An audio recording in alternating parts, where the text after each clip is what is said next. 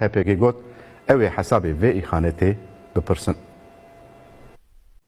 Bismillahirrahmanirrahim. Bela me careke dîjî ya me bêjin. Ev şerrê got tê kirin. Ev 45 sala.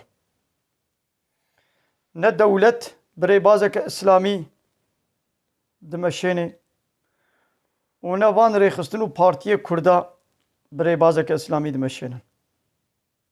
Ji ber got 100 sala zêdetir e. Me dev ji Qur'ana pîroz berdaya. Melayıklık û demokrasya aniyê nebxwe. Ev zulm û neheqî li welatê me Musilmana ê rojhilata navîn xilas nabin.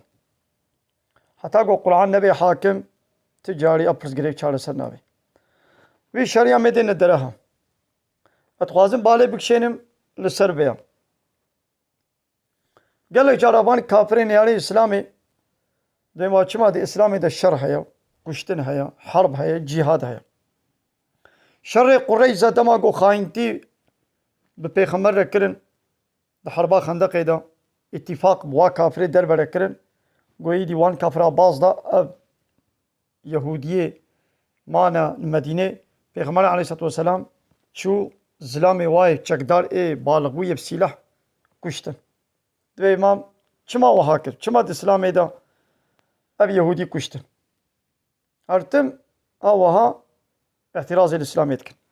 Ê de vaya hûn avanê got vê ihtirazê hûn İslamê dikin, hûn jî li cem xwe hûn dibê wela filan kes ev zilamê me ê YPG ê PKK teslîmî dewletê kiriye.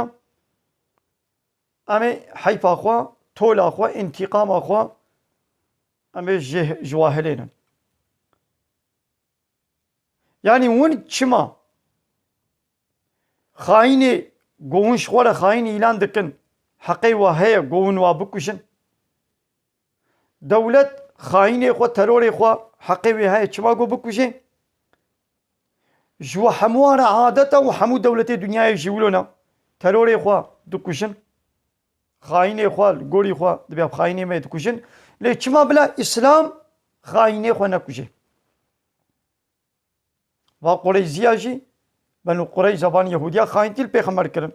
Heta got xaîntî nekiribûn ev 4-5 salê wa bûn Pêxemberê Aleyhisselatü Vesselam tiştek ji wan nekir. Lê piştî vê xaîntiyê Pêxemberê Aleyhisselatü Vesselam wan çi kir? Wan ceza kir. Beriya wê di qebîlê wayê dinê jî xaîntî kiribûn Pêxemberê Aleyhisselatü Vesselam wan ji Medînê derxist.